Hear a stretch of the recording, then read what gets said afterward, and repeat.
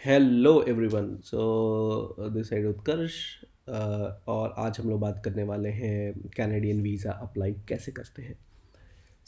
Visa apply करने के लिए मल्टीपल स्टेप्स होते हैं, और अगर ये आप खुद से करते हैं, जो कि आप बिल्कुल कर सकते हैं, बहुत ही आसान है।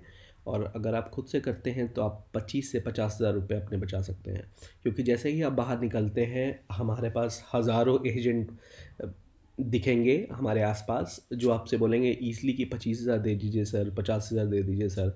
और कई बार जब हम लोग को पता नहीं होता है कि क्या क्या स्टेप्स इन्वॉल्व हैं, तो हम लोग सोचते हैं मे बी ये बहुत कॉम्प्लेक्स प्रोसेस है और मुझसे हो नहीं पाएगा, तो इस बेटर सेफ़र साइड के लिए इनको दे देते हैं पैसा। क्योंकि हम लोग ये सोचते हैं कि हम लोग ट्रैवल कर रहे हैं तो इतने पैसे तो हमारे ऑलरेडी जाने वाले हैं, क्यों ना 25 हज़ार दे के निश्चिंत हो जाएं।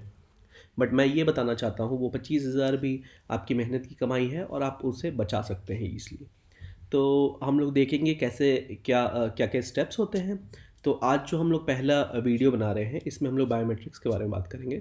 ऑल्दो आप फॉलो कर सकते हो हमारे चैनल को, और नेक्स्ट वीडियो जो मैं बनाने वाला हूँ वो मैं बताऊँगा IRCC के वेबसाइट पे आप एप्लीकेशन कैसे फ़ाइल करते हो, डिपेंड ऑन डिफरेंट कैटेगरीज़। तो पहले हम लोग बात करते हैं कि क्या क्या स्टेप्स होता है कैनेडियन वीज़ा के लिए, राइट। पहला स्टेप होता है हम लोग IRCC की वेबसाइट पे अपना फॉर्म फिलअप करते हैं। एंड उसके कुछ दिन बाद आपको प्रॉब्ली 24 आवर्स में ही आपको एक बायोमेट्रिक कलेक्शन लेटर मिलता है, जिसको BIL भी कहते हैं। और BIL मिलने के बाद हम लोग VFS की वेबसाइट पे जाते हैं, जिसको वैक भी कहते हैं। वहाँ पे जाके हम लोग अपना बायोमेट्रिक्स का अपॉइंटमेंट लेते हैं। अपॉइंटमेंट लेने के बाद हम लोग अपना BIL, जो कि IRCC की वेबसाइट पे रहता है, उसको डाउनलोड करके साथ में 2-3 फॉर्म और हैं जो मैं अभी बात करूँगा डिटेल में, उसे ले जाके आप अपना बायोमेट्रिक्स दे सकते हैं। एक बायोमेट्रिक्स 10 साल के लिए वैलिड होता है।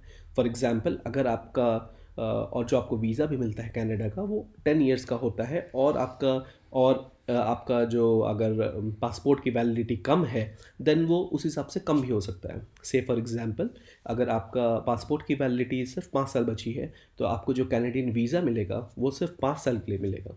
तो ऑब्वियसली जब आप 6th ईयर आप फिर से कनाडा विजिट करना चाहोगे, तो आपको फिर से वीज़ा अप्लाई करना पड़ेगा।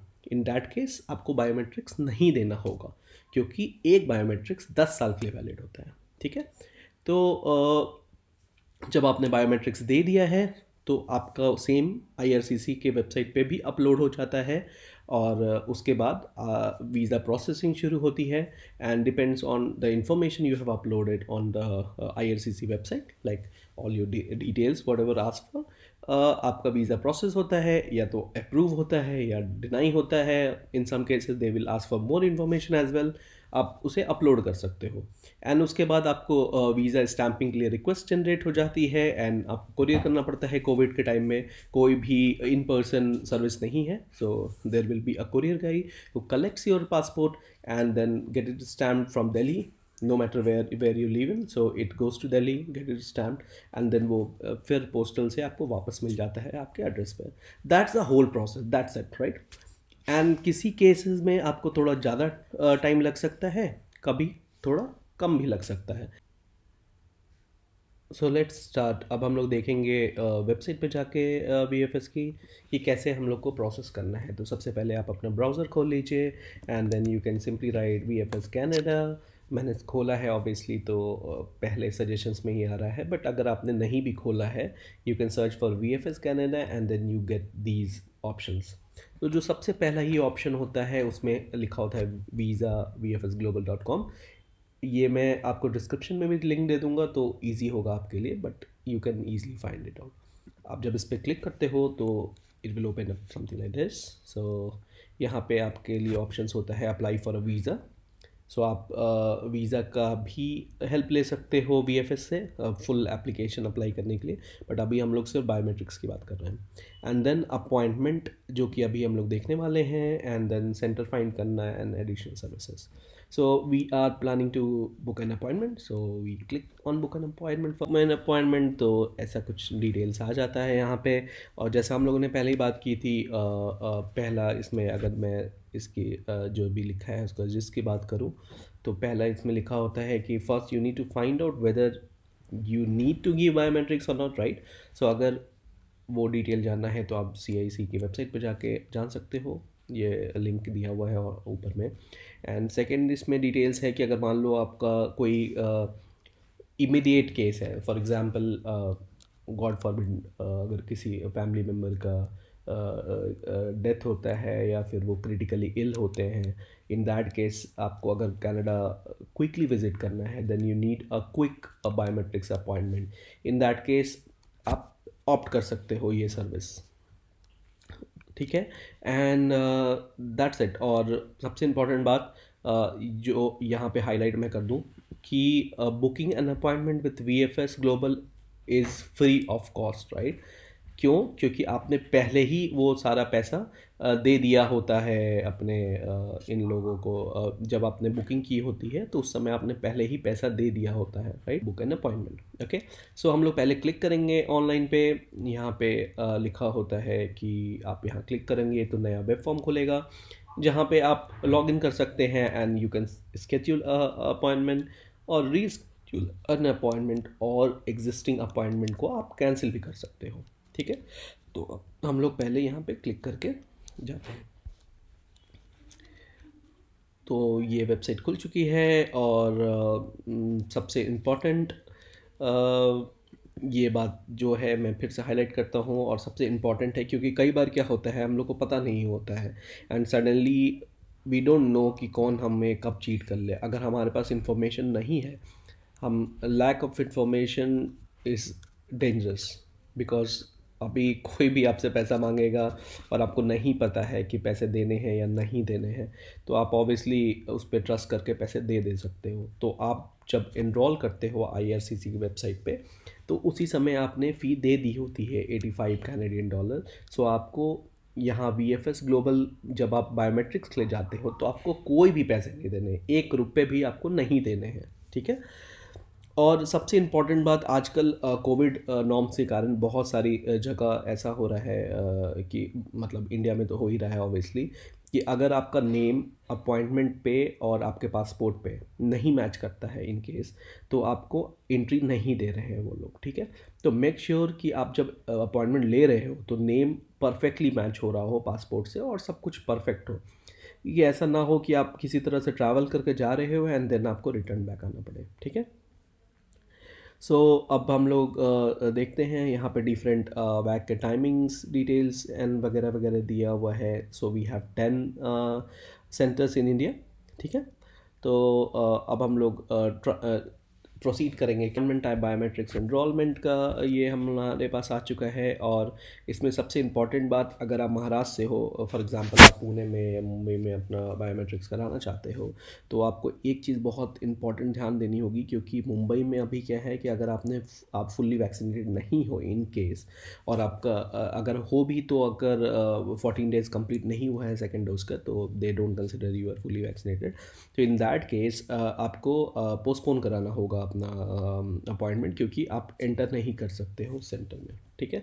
तो ये आप ध्यान रखो कि अगर आप कहीं से भी हो और आपने सेंटर जो बुक किया है वो महाराष्ट्र के अंदर आता है, तो make sure you are fully vaccinated and it's been 14 days since you got your second dose.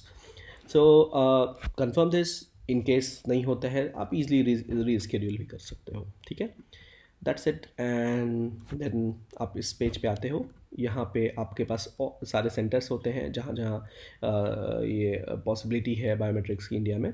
तो अभी फॉर एग्जांपल मैं बैंगलोर में रहता हूँ, तो मैंने बैंगलोर सेलेक्ट किया। और यहाँ पे आप सेलेक्ट करते हो नंबर ऑफ़ एप्लीकेंट्स। सो एक बार आप जब अपॉइंटमेंट बुक करते हो तो मे बी आप पूरी फैमिली के लिए भी बुक कर रहे हो, राइट। सो हो सकता है कि आप खुद जा रहे हो, आपके पेरेंट्स भी जा रहे हैं, आपके स्पाउस जा रहे हैं, सिबलिंग्स जा रहे हैं। सो आप बुक कर सकते हो। तो मैक्सिमम 5 लोग आप सेलेक्ट कर सकते हो एक एप्लीकेशन के अंदर, ठीक है। मैं अभी एक ही सेलेक्ट करता हूँ, ठीक है। एंड देन आपको एक नंबर देना होता है जो जहाँ पे आपका OTP आएगा, और यही नंबर, मेक श्योर कि ये नंबर आपका एक्सेसिबल हो, क्योंकि यही नंबर के ऊपर जब बायोमेट्रिक सक्सेसफुल हो जाता है तो आपके पास मैसेज भी आता है, ठीक है। और जितने भी OTP जनरेट होता है वो इसी नंबर पे आता है, तो नंबर सही दीजिए देना है, ठीक है। And it should be Indian number obviously. So मैं एक नंबर देता हूँ, and yes, I am not robot, let's click here and जैसे ही आप क्लिक करते हो तो OTP जनरेट होता है और मैं वेट कर रहा हूँ OTP का और मुझे OTP आ चुका है। और एक चीज़ आपने ध्यान दिया, ये यहाँ पे लिखा भी है इसमें इन्होंने, please enter an Indian mobile number, ठीक है, इंडियन मोबाइल नंबर होना चाहिए और मैंने सिर्फ नंबर डाला है, इसमें मैंने +91 नहीं डाला है, ठीक है। और यहाँ पे आप देख रहे हो टाइम बचा है 1 minute 35 second, so before that OTP मुझे डालना है, ठीक है। तो मैंने अब OTP डाला, लॉगिन हो चुका है और लॉगिन होने के बाद आप देख रहे होंगे कि ये प्रोसेस पूरा बदल चुका है और अभी आपको हमेशा एक BIL लेटर मिल की ज़रूरत होती है, तभी आप प्रोसीड कर सकते हो। तो आपको जैसे ही BIL मिल जाता है आप उसे यहाँ अपलोड कर देते हो और अपलोड करने के बाद अपॉइंटमेंट शेड्यूल हो जाता है। और अपॉइंटमेंट जो आपका स्केड्यूल होता है वो आप खुद से नहीं कर सकते हो, वो VFS जिस भी VFS सेंटर आपने सेलेक्ट किया है, जैसे मैंने यहाँ पे बैंगलोर सेलेक्ट किया था, वो ऑटोमेटिक शेड्यूल होता है। और अभी कोविड नॉर्म्स के कारण आप ना कैंसिल कर सकते हो अपना अपॉइंटमेंट, ना ही रीस्केड्यूल करा सकते हो। और एक बार अगर आपने शेड्यूल करा लिया है तो नेक्स्ट 5 डेज़ आप नहीं यूज़ कर सकते हो। से फॉर एग्ज़ाम्पल मुझे 1 जनवरी को ऑटो एलोकेट होता है बायोमेट्रिक स्लॉट एंड फर्स्ट को मैं किसी कारण से नहीं जा पाता हूँ, तो नेक्स्ट 5 डेज़ टिल 6th मैं कोई भी अपॉइंटमेंट बुक नहीं कर सकता हूँ। 6 के बाद ही मुझे नया अपॉइंटमेंट स्लॉट मिल सकता है। और ये सारा ऑटोमेटेड हो चुका है और ये इसलिए किया गया है क्योंकि कई लोग मिसयूज़ कर रहे थे पूरे सिस्टम को। एक बंदे के 2-3 अपॉइंटमेंट स्लॉट्स बुक कर रहे थे डिफरेंट मेल आईडी से, और जो जेन्युइनली जिन्हें ज़रूरत थी वो यूज़ नहीं कर पा रहे थे। तो बेसिकली पूरे दिन आप देखोगे स्लॉट फिल है और जब आप वहाँ जाओगे तो पता चलेगा कि कोई आ ही नहीं रहा है, क्योंकि एक बंदा एक ही बार बायोमेट्रिक्स देगा ऑब्वियसली, राइट। सो अब यहाँ पे बस आपको ये अपलोड करना है एंड अपलोड करने के बाद आपको ये सबमिट करना है एक्नॉलेज करके, दैट्स इट। उसके बाद आपको एक मेल जनरेट होगा जिसमें आपको अपॉइंटमेंट का डिटेल्स मिल जाएगा और सेम चीज़ आपके टेक्स्ट मैसेज पे भी आएगी। तो हम लोग देखेंगे वो कैसे होता है। अब यहाँ पे मैंने अपना अपलोड कर दिया है biometrics BIL letter and submit किया है and you can see that's it, everything is done. यहाँ पे मुझे एक रेफरेंस नंबर मिल चुका है जिसका नंबर ये आप स्क्रीन पे देख सकते हो, और बाकी सारे डिटेल्स जो मैंने अभी आपको कहा है। ये लोग बोलते हैं कि within 5 days you will get your appointment letter, but this happens in a second. So once you press submit here आपके पास एक मैसेज आ जाता है और ईमेल आ जाता है कंफर्मेशन का। इन केस किसी टेक्निकल इशू के कारण अगर आपको नहीं मिल पाता है तो आप उन्हें मेल भी लिख सकते हो। मेल आईडी आप अपने स्क्रीन पे देख रहे हो, info.canada@bfshelpline.com, ठीक है। और प्रिंट आउट की ऑल द ज़रूरत नहीं होती है, बट आप निकाल लो तो बेटर है, क्योंकि अगर आप सेंटर पे जाते हो then they charge 25 rupees approx पर साइड। आप मैसेज दिखा के भी अपॉइंटमेंट मैसेज जो आपके टेक्स्ट में मोबाइल पे आया है, रजिस्टर्ड मोबाइल पे, वो भी यूज़ कर सकते हो। और यहाँ पे आपको एक कंसेंट फॉर्म की भी ज़रूरत होती है जिसका लिंक यहाँ पे आपको दिख रहा है, द सेकंड लास्ट पैराग्राफ। वहाँ क्लिक करके आप कंसेंट फॉर्म डाउनलोड कर सकते हो, नहीं तो मैं लिंक आपको शेयर करता हूँ, आप वहाँ से भी डाउनलोड कर सकते हो। Everything is pretty straight forward. अब हम लोग देखेंगे कि ईमेल कैसा दिखता है। हम आ चुके हैं, ये हमारा जीमेल है जो मेल आईडी हमने दिया था, और यहाँ पे हमें बायोमेट्रिक्स अपॉइंटमेंट लेटर मिल चुका है। और एक चीज़ ध्यान रखिए कि ये मेल जो आता है info3.canada@vfshelpline.com से आता है। तो कई बार क्या होता है कि vfshelpline.com आपका स्पैम में भी जा सकता है, तो मेक श्योर आप स्पैम में भी चेक कर लेते हो, जंक मेल में भी चेक कर लेते हो कि कहीं गलती से बायोमेट्रिक्स उधर तो नहीं चला गया है। उसके बाद आप नीचे देख सकते हो सारा डिटेल्स है, applicant name, appointment date, appointment time and appointment type, right. So आप कभी भी ये डेट और टाइम आजकल कोविड नॉर्म्स के कारण आप खुद से सेलेक्ट नहीं कर सकते हो। ये डिपेंड कि जो भी स्लॉट नेक्स्ट अवेलेबल रहता है जब आप बुक कर रहे होते हो उस सेंटर पे, वो आपको ऑटो एलोकेट हो जाता है। यहाँ पे आपको सारा एड्रेस मिल दिख रहा है जो जहाँ पे आपको जाना है। मैंने बैंगलोर सेलेक्ट किया था तो ये मुझे बैंगलोर का एड्रेस दिख रहा है। साथ ही यहाँ पे जाने के लिए आपको बस 3-4 चीज़ों की ज़रूरत होती है, जो मैंने पहले कहा था कि मैं लास्ट में बताऊँगा। तो ये 4 चीज़ें आपको लेके जानी होती हैं। पहला, अपॉइंटमेंट जो आपको आया है उसका अपॉइंटमेंट लेटर का print out, although printout is not very necessary, but it's good to take a hard copy of it. आप मैसेज भी दिखा सकते हो, वो भी गुड इनफ होता है आपको अंदर जाने के लिए। बट कई बार क्या होता है कि मोबाइल किसी कारण से may be battery drain out हो गई और व्हाट्सएवर रीज़न आप मैसेज नहीं खोल पा रहे हो, तो इट्स बेटर कि आप हार्ड कॉपी लेके जाओ। उसके बाद आपको पासपोर्ट ले जाना होता है ऑब्वियसली, जिस पे बायोमेट्रिक्स के बाद वो लोग एक स्टिकर साटते हैं। एंड देन BIL, जिसके थ्रू आपने ये अपॉइंटमेंट बुक किया है और जो आपको IRCC के वेबसाइट पे भी मिला था, वो आपको साथ में ले जाना होता है। और चौथी चीज़ वो लोग बोलते हैं कंसेंट फॉर्म, जो कि आपको फिर से यहाँ पे भी लिंक मिला है जहाँ से आप डाउनलोड कर सकते हो। बट ये कंसेंट फॉर्म आजकल कोई मांगता है नहीं, बट बेटर कि आप ले ही जाओ साइन करके। और इसमें जो नेम लिखा होता है वो नेम प्रिंटेड मतलब प्रिंट कर लो तो बेटर रहता है। उसके बाद जो मुंबई एंड पुणे का जो हम लोगों ने डिस्कस किया था कोविड नॉर्म्स के कारण कि आपको फुली वैक्सीनेटेड होता है, वो सारी डिटेल्स यहाँ पे दी हुई हैं।